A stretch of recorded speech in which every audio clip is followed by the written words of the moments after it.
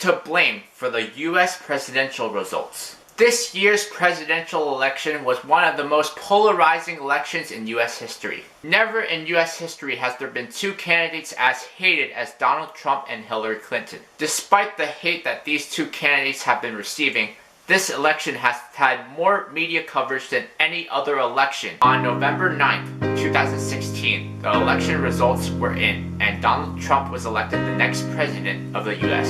The reaction to Donald Trump being named president was pretty mixed. Trump supporters were very happy, and the rest were outraged. Outrage is an understatement because there were protests going on in New York and California. Here is the huge issue with Americans. They just get outraged and go protest. They don't do anything about it though. What I mean is that American citizens have the right to vote.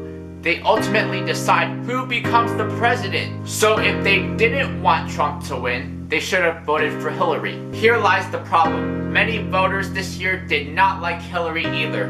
That's why they wanted to vote for a third-party nominee.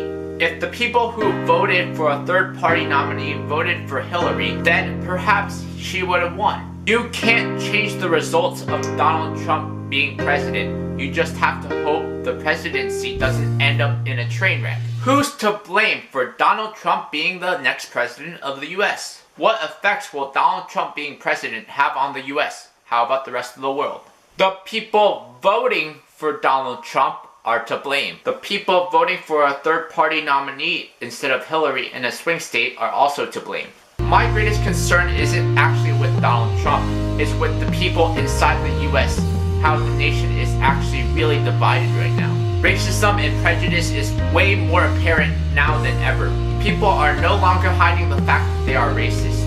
They will say, if the president can do this, why can't I? This type of mentality is really bad for the country as a whole. Another great concern of mine is his relationships with other countries, especially China and Russia. Perhaps my greatest concern is that he now has access to nuclear weapons. It's just horrible to think about the things he might do. In summary, while Donald Trump may be a good president, you have to hope for the best but prepare for the worst. Next, who's to blame for cheating?